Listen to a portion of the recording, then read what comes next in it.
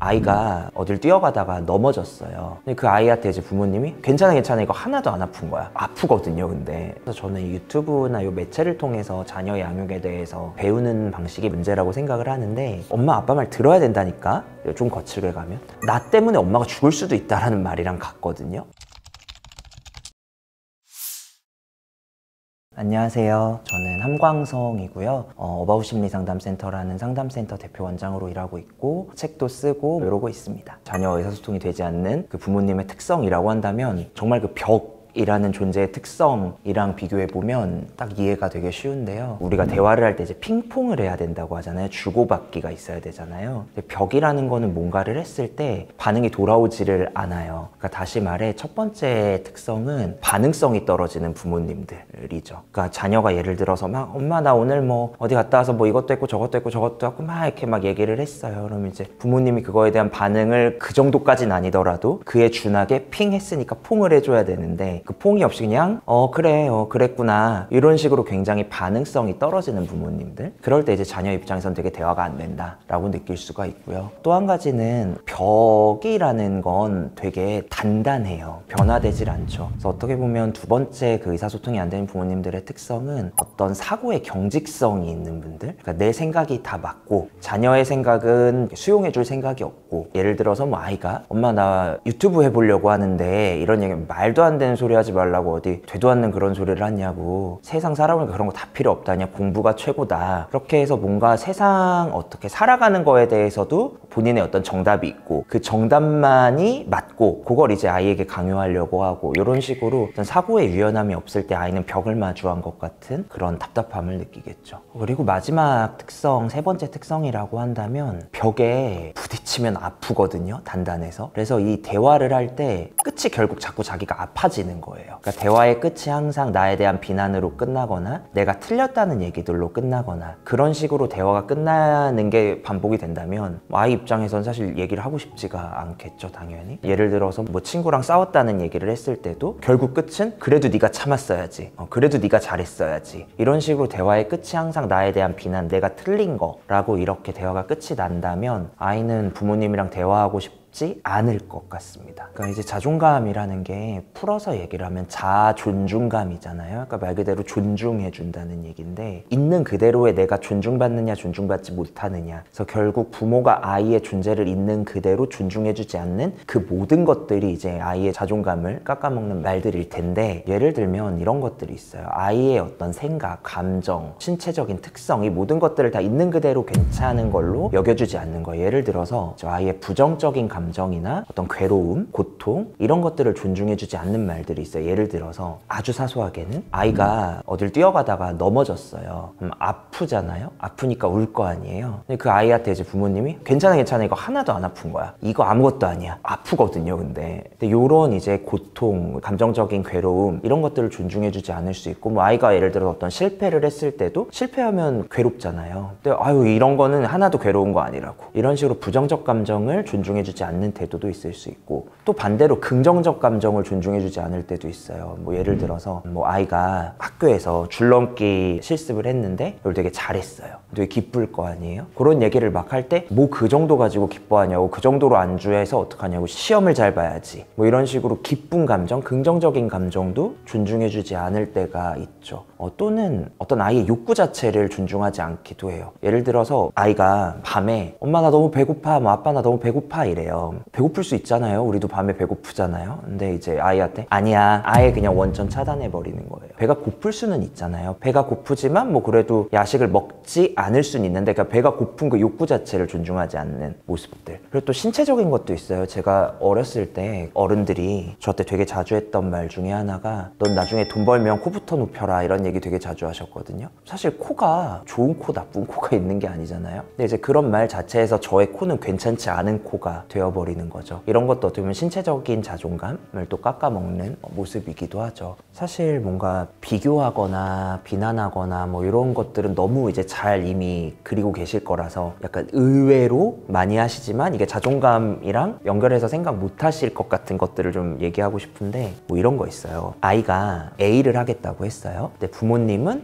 아, 너 B해야 되지 않겠니? 이렇게 했어요. 근데 결국 A로 갔어요. 자녀 뜻대로. 이렇게 돼서 이제 결과가 안 좋았을 때 이제 부모님들이 그런 말 많이 해요. 내가 뭘 했냐? 엄마 B로 하자 그러지 않았냐? 아빠가 B로 해야 된다 그러지 않았냐? 엄마 아빠 말 들어야 된다니까? 요런 식의 어떤 접근들? 사실 실패할 수도 있잖아요. 부모님이라고 항상 다 맞아요. 근데 아이도 실패할 수 있는 거잖아요. 근데 그런 본인의 선택을 신뢰하지 못하게 하는 거, 본인의 선택을 스스로 존중하지 못하게 하는 말들이니까 아이가 실패하면 본인의 말을 따랐던 뭐 아이의 의견대로 갔든 같이 그냥 좀 슬퍼해 주시고 같이 속상해 주시고 그러셨으면 좋겠다라는 얘기 드리고 싶고요. 그리고 아이가 부모님을 속상하게 할 수 있잖아요. 어떤 이유로든. 근데 그럴 때 진짜 아주 사소한 차이지만 이런 말은 괜찮아요. 예를 들어서 네가 엄마한테 소리 지르고 엄마 때리고 하니까 엄마 너무 속상하고 슬퍼 이렇게 얘기하는 건 괜찮아요. 근데 요 말이 그 앞에 말을 너 때문에 라고 표현을 하시면 이건 아이의 자존감에 굉장히 좋지가 않아요. 이거 되게 큰 차이예요. 너의 행동 때문에 엄마가 속상하다라는 건 아이에게 어떤 적절한 제안을 해줄 수 있는 게 맞는데 너 때문에, 너라는 존재 때문에 엄마가 속상해 라는 건 아이 입장에서는 엄청난 죄책감이고요. 내 존재 자체가 엄마를 힘들게 하는 존재가 돼버린 거잖아요. 그러니까 이런 나의 존재감을 스스로 그러면은 부정적으로 평가할 수밖에 없겠죠. 그러니까 이런 너 때문에라는 말은 특히 좀 조심하셨으면 좋겠다라는 얘기 드리고 싶고, 요것도 조금 조심하셨으면 하는 말인데,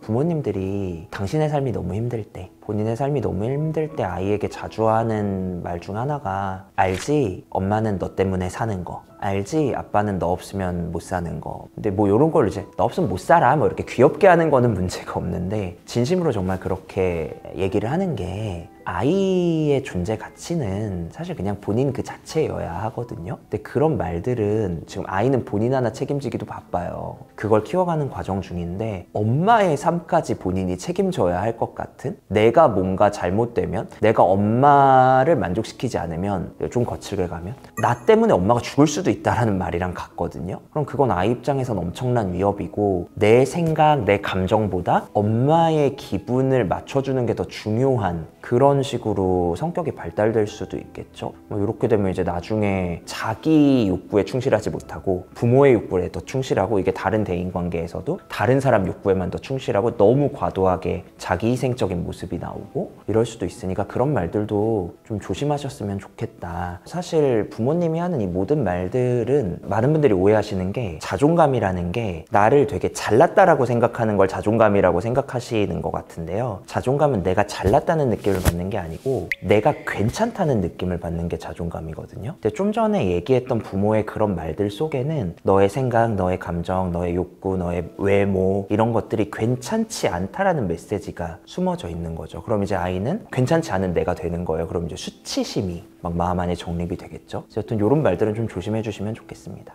결국엔 부모님들에게 이런 얘기들을 듣다 보면 스스로에 대해 괜찮지 않은 나라는 느낌을 갖게 되죠. 그러니까 우리가 아마 그런 경험 있으실 거예요. 뭔가 내가 스스로 떳떳하지 않고 괜찮지 않으면 사람은 되게 숨고 싶어지거든요. 그래서 굉장히 수치심이 내면화됐다고 해요. 그럴 때 내면화된 수치심을 가지고 관계에서 자꾸 회피할 수도 있고, 그중에 제일 안타까운 점은 이제 본인의 감정을 신뢰하지 못하게 된다는 거예요. 그러니까 감정, 정서 뭐 이런 것들 이제 영어로 하면 이모션이라고 하잖아요. 그러니까 이 플러스 모션인데, 결국 이제 감정이라는 건 나를 어떤 행동으로 이끌게 한다라는 얘기거든요. 근데 내 감정을 신뢰를 못하면 나를 위한 행동을 하질 못해요. 예를 들어서 회사를 다니는데 막 너무 힘들어요. 몸에 병도 났고 이거는 퇴사밖에 답이 없다는 걸 머리로는 알아요. 그러니까 너무너무 힘든데 내가 이 힘들다는 걸 신뢰해주지를 못하는 거예요. 그러니까 스스로에게 이 정도 가지고 힘들어해도 되는 거 맞나? 남들도 이 정도는 다 힘들어하는 거 아닌가? 이런 식으로 나의 힘듦, 나의 부정적인 감정, 괴로움에 대해서 의심을 하고 자꾸 검열을 하다가 나를 위한 조치를 취해주지 못하는 거예요. 퇴사를 안 하는 거예요. 그렇게 이제 몸과 마음이 계속 병들기도 하고, 가령 뭐 관계에서도 그런 거 너무 많이 생기죠. 예를 들어서 뭐 친구든 뭐 누군가로부터 되게 이제 부당한 대우를 받았어요. 그럼 이제 화가 나겠죠. 화가 나고 분노의 감정이 들겠죠. 그럼 이제 그것에 대해서 상대방한테 요구를 하고 요청을 해서 그걸 조율을 할 수 있어야 되는데, 소위 말하는 싫은 소리도 해야 되는데, 그 순간에 이런 생각이 같이 따라오는 올라오는 거예요. 이거 내가 기분 나빠도 되는 거 맞나? 이거 내가 예민한 거 아닌가? 이런 생각을 하면서 내 감정을 또 신뢰해주지 못하는 거예요. 그래서 또 어떤 분들은 주변에다가 야 이거 내가 좀 예민한 거야? 이런 걸 물어보는 분들도 있어요. 근데 사실 이것조차 못하는 분들도 있어요. 이런 걸 물어보는 내 모습이 또 너무 소심해 보이는 건 아닐까 때문에 그조차도 못하고, 그러니까 뭔가 삶이 자연스럽게 할 수 있는 것들에서 계속 제동이 걸려버리는 거죠. 그래서 이런 식으로 이제 관계나 일이나 이런 전반적인 측면에서 위축되고 소위 말하는 되게 소심해지고 그런 모습들이 나타날 수 있는 것 같습니다. 거의 성인이 되기 전 아이는 부모님이 나의 자존감을 깎아먹고 있구나라는 걸 알아차릴 방법이 현실적으로는 없다고 봐야 돼요. 보통 성인이 되고 나서 깨닫죠. 좀 이상한 표현일 수 있는데 성인이 됐을 때 굉장히 중요한 모습 중 하나는 내가 나의 좋은 부모가 되어줘야 된다라는 말을 상담에서 많이 하거든요. 그 어릴 적 듣기 싫었던 부모의 말들을 나한테 하는 게 아니라 사실은 내가 듣고 싶었던 말들, 좋은 부모라면 나에게 해줬을 것 같은 말들, 그런 말들을 스스로에게 좀 해줄 그럴 필요가 있겠죠. 또 사실 그래서 원천적으로는 부모님들이 이런 말들을 좀 조심해 주셔야겠죠. 그래서 부모님들이 좀 해주셔야 할 노력들이 있죠. 그러니까 사실 제일 중요한 건 모든 어려움, 고통, 문제 이런 것들은 문제의식이 있어야 변화하는 거거든요. 근데 많은 부모님들이 아까 말한 그런 자존감을 깎는 말들을 막 해야지 해서 하는 게 아니라 거의 막 무의식적으로 튀어나오신단 말이에요. 그래서 내가 이런 말을 하고 있진 않은가를 적어도 오늘 이 영상을 보시면서 좀 많이 점검해 보시면 좋겠고, 경우에 따라서 상담에서 그런 걸 하기도 해요. 일상에서 아이와 소통할 때 녹음을 해보시라고 하기도 해요. 녹음을 한 한두 시간이라도 녹음을 해보고 꼭 다시 한번 들어보시라고 해요. 그럼 많은 분들이 되게 놀라요. 나는 이런 말 안 하고 있는 줄 알았다. 근데 나도 모르게 내가 이런 말들을 굉장히 많이 하고 있구나 라는 걸 알아차리는 게 굉장히 중요하고, 알아차리면 그때부터는 조심할 수 있어요. 만약에 그렇게 점검을 해봤는데 내가 아이에게 뭔가 나도 모르게 그런 말들을 많이 하고 있었구나 라는 걸 알게 됐다면, 부모 교육할 때 많이 하는 얘기인데 좋은 부모의 덕목 중 하나는 사과를 잘하는 부모라고 하거든요. 그래서 그런 것들을 알아차렸다면 아이한테 미안하다라는 말도 해주시고, 그런 상황일 때 내가 너한테 어떤 말을 해주면 좋겠는지에 대해서도 아이랑 같이 얘기해 보시면 좋겠고, 그렇습니다. 이건 제 개인적인 의견이지만 매우 걱정스러운 표현이라고 저는 생각을 해요. 왜냐면 그냥 아주 본질적으로 부모와 자녀의 관계는 친구 관계가 아니거든요. 어떤 관계에는 그 본질이라는 게 있잖아요. 물론 이 친구 같은 이라는 이 표현을 무엇으로 정의하는가에 따라 다를 것 같아요. 친구처럼 친근한 관계, 끈끈한 관계라는 취지로 친구 같은 부모를 얘기한다면 전 그건 얼마든지 대찬성이죠. 친한 게 뭐가 문제가 있어요. 근데 그런 게 있어요. 친구 관계는 없는데 부모 자녀 관계는 반드시 있는 게 두 가지가 있는데, 그것은 책임과 보호라는 것들이에요. 미성년자라고 하잖아요. 그런 보호자가 있잖아요. 말 그대로 아이는 아직 스스로의 선택에 대해 충분히 책임을 질 수 없는 상태이기 때문에 부모가 그 책임을 나눠가지고 그걸 위해서 아이를 보호를 해준다는 게 부모 자녀 관계에서 나타나는 건데, 사실 친구 관계에서는 보호를 한다든지 책임을 나눠 가진다든지 이런 것들 없어도 되거든요. 그래서 친한 관계로서 친구 같은 관계를 얘기하는 건 좋지만, 모르겠어요. 제가 이렇게 만나보면 많은 경우 책임과 보호에 대한 부담을 좀 덜 지려는 듯한 마음이 친구 같은 부모라는 표현으로 나오기도 하는 것 같아서, 이거는 전 모르겠어요. 그렇게 좋은 표현이라고 생각하지 않아요. 그러니까 좋은 부모는요, 친구 같은 이라는 표현으로 아이의 자율성을 존중해준다는 취지하에 그냥 거의 방임하고 냅두고 알아서 크게 하고 이런 것들이 과연 좋은가. 사실 부모가 자녀에게 해줘야 할 굉장히 중요한 역할이 그런 어떤 보호나 책임을 나누기 위해서 한계를 설정해 주는 거, 물론 자유롭게 해주는 건 좋아요. 근데 어느 영역 안에서 자유롭게 할 수 있도록 이 한계를 설정해 주는 게 굉장히 중요한데, 친구 같은 부모라는 그 타이틀 하에 이런 한계를 설정해 주지 않는다, 뭔가를 제한하지 않는다라고 한다면 나중에 이 아이가 이제 성인이 되고 살다 보면 수많은 한계들과 부딪히게 될 거란 말이에요. 좋든 싫든 자기 마음대로 못 할 거란 말이에요. 근데 그때 과연 이 아이가 잘 적응하고 살 수 있을까? 전 이게 친구 같은 부모의 어떤 폐해가 될 수 있다고 생각합니다. 이제 어떤 방식이 더 좋고 안 좋고를 떠나서 저는 유튜브나 이 매체를 통해서 자녀 양육에 대해서 배우는 방식이, 물론 참고하는 건 너무 좋지만 저도 유튜브 영상들을 보면 그냥 이렇게 나오는 것만으로도 이게 맞는가 보다 그냥 이렇게 되거든요. 그래서 그게 좀 문제라고 생각을 하는데 사실 좀 두 가지 차원에서 걱정이 돼요. 양육에서 이렇게 하는 게 베스트다 뭐 이런 건 없지만 많은 분들이 아실 거예요. 정말 안 좋은 양육 방식으로 하면 제일 먼저 떠오르는 단어가 비일관성이잖아요. 일관적이지 못한 양육을 하는 거예요. 근데 유튜브를 보다 보면요, 뭐 예를 들어서 A 선생님은 이렇게 해야 된다고 해요. B 선생님은 이렇게 해야 된다고 해요. 또 C 선생님은 다른 방법을 얘기해요. 근데 들어보면 다 맞는 말 같거든요. 제가 봐도 셋 다 말이 맞아요. 그럼 이제 아이한테 A 방식으로 하다가 아니야 B로 해야 돼. 그러다 또 C로 하다가 이렇게 하면 아이 입장에선 일관적이지 못한 양육을 받게 되잖아요. 그게 굉장히 좋지 않을 것 같다라는 측면이 첫 번째고, 두 번째는 이제 일반화와 관련한 그 어려움인데, 우리가 똑같은 사람이 없잖아요. 그러니까 똑같은 애도 당연히 없겠죠. 그래서 양육에도 정답이 없어요. 그래서 수학은 수학의 정석이란 게 있어요.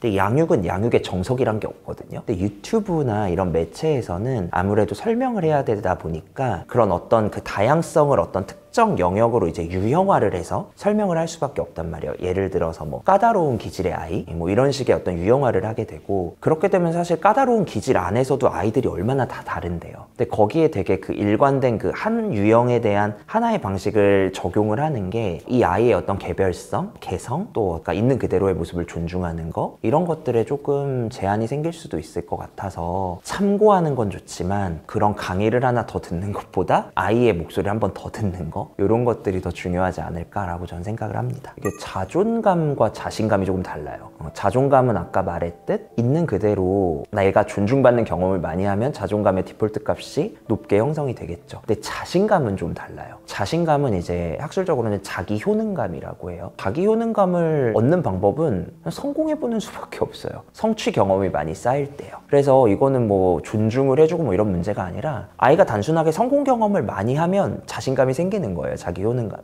그래서 여기서 사실 부모가 해줄 수 있는 역할이 있다고 한다면 아이가 성공 경험을 많이 쌓을 수 있게 도와주면 좋다는 건데, 그러려면 아이가 어떤 도전하는 과업들이나 이런 것들의 난이도를 낮게 설정할 필요가 있을 거고, 그 기간도 굉장히 짧게 설정해야 좋을 거라는 거죠. 이 성공 실패의 기준이 결과가 아니라 과정에 있음을 알게 해주는 것도 필요할 거고요. 예를 들어서 너 이번에 중간고사에서 반에서 3등 하면 뭐 아이패드 사줄게 라는 이런 거래보다, 너 지난주보다 요번 주에 뭐 순공 시간이 요만큼이라도 더 늘면 치킨 사줄게, 이런 게 사실 더 좋은 거래라는 거죠. 난이도도 낮고요, 기간도 짧고요, 그리고 결과가 아니라 이 공부 시간이라는 건 과정이잖아요. 그 과정으로 성공 실패를 나눌 수 있게 하는 거, 이러면 이제 아이가 성공 경험이 많이 쌓이겠죠. 그러면서 이제 여러 가지 삶의 영역에서 자기 효능감이 높아질 거다라는 얘기를 드리고 싶습니다. 실패했을 때 해줘야 하는 말보다는 전 좀 안 해줬으면 좋겠는 말들이 있는데, 이런 게 있어요. 예를 들어보죠. 아이가 시험을 망쳤어요. 시험을 망치고 와서 막 이렇게 울거나 뭐 속상해해요. 그럼 이때 부모님들이, 특히 뭐 아까 말한 이제 친구 같은 부모님이나 뭐 이런 분들이 아이 이제 기죽이면 안 된다 라는 생각 때문에 이런 말을 많이 해요. 야 괜찮아, 뭐 요거 하나 가지고 그래, 뭐 다음에 잘하면 되지, 뭐 요런 얘기들을 해주신단 말이에요. 기 안 죽었으면 좋겠어서. 근데 전 이런 말들을 하지 않았으면 좋겠어요. 왜냐면 아이는 실패해서 속상해요. 그럼 그 속상한 마음에 같이 머물러주면 좋겠는데, 이 말은 곧 너 빨리 속상해 하지 말고 빨리 기쁜 감정으로 바꿔, 요런 말밖에 안 되거든요. 근데 그게 그렇게 될 리가 있나요? 그래서 사실 부모님이 해주셔야 하는 것이 있다면 그 실패라는 것에 대한 속상하고 괴롭고 혹은 뭐 슬프고 짜증나고 이 아이의 그 부정적 감정에 같이 머물러 주셨으면 좋겠어요. 그러니까 그 상태를 어떻게 빨리 바꾸려고 하지 마시고 그냥 옆에 같이 있어 주셨으면 좋겠어요. 그래서 우리도 살면서 실패를 하지만 그 순간에 되게 괜찮지 않잖아요. 그래서 부모님이 해주셔야 되는 건 이게 괜찮지 않은 애한테 너 빨리 괜찮아져야 돼 라고 하는 게 아니라, 적어도 나와 함께 있을 때는 네가 괜찮지 않은 상태로 있어도 괜찮아 라는 메시지를 보내주는 거인 것 같아요. 내 앞에서는 충분히 슬퍼해도 괜찮고 짜증내도 괜찮아. 왜냐면 너 지금 실패해서 속상하니까. 이거에 충분히 같이 그 시간을 머물러주는, 무슨 말을 한다기보다 그냥 같이 있어주는 거. 아이가 먼저 그 말해요.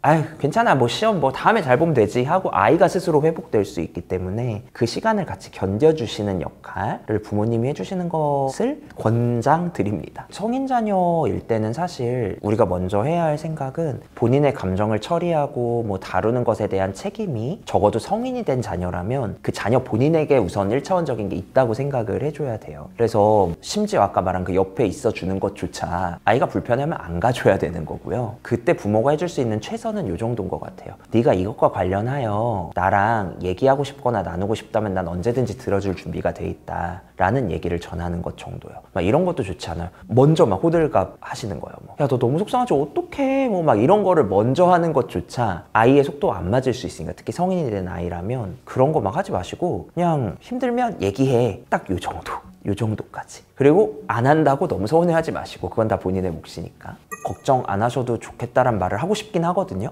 근데 솔직히 아이의 자존감은 한번 결정되면 변하는 건 아니긴 해요. 살면서 계속 왔다 갔다 할 수 있는데, 분명한 건 초기 부모님과의 관계에서 그 자존감의 어떤 디폴트 값이 결정된다는 건 맞아요. 그래서 부모님들이 잘 도와주셔야 되고 걱정하시는 것도 좋은데, 그러나 또 그 걱정에 너무 얽매이지는 않으셨으면 좋겠다는 생각이 드는 게요, 제가 오늘 사실 이런 영상을 찍고 이런 말을 했지만, 이렇게 하면 아이 자존감이 무조건 높아져요, 이렇게 하면 아이 자존감이 무조건 낮아져요, 이런 건 세상에 없거든요. 그래서 어떤 말을 하고 어떤 행동을 하고라기보단, 다시 말해 그 자존감이라는 단어의 원래 의미로 돌아가서 존중해 주는 거잖아요. 그러니까 아이의 있는 그대로의 모습을 존중해 주려고 하는 그 마음, 그 태도, 그것을 계속 유지해 주려고 하는 그것만으로도 충분히 좋은 부모이실 거예요. 세상에 완벽한 부모는 없어요. 아쉽지만 많은 분들이 대화를 할 때, 특히 부모님들이 아이에게 어떤 말을 해줘야 하나요? 여기에 온 신경이 가 있으세요. 그런 질문도 많이 하시는데, 대화라는 게 기본적으로 말하기 듣기잖아요. 말하는 것보다 듣는 거에 더 신경을 많이 쓰셔야 돼요. 왜냐면 가령 저한테 이럴 때 어떻게 말해요? 저럴 때 어떻게 말해요? 이런 걸 물어보세요. 그럼 가끔 뭐 알려드리기도 해요. 그러면 아이랑 대화를 할 때 아이 말을 듣지 않고 내가 이 말 해야 되는데 언제 하지? 어떻게 하지? 여기에만 온 신경이 가 있거든요. 그러니까 말을 뭐 능수능란하게 잘하는 것보다 아이의 말을 한 토시라도 더 듣는 거에 집중을 하셨으면 좋겠어요. 차라리 반응을 좀 덜 하더라도 잘 듣는 거에 더 집중하셨으면 좋겠어요. 대화가 말하기보다 듣기가 훨씬 중요하다, 그 얘기를 좀 드리고 싶어요. 그리고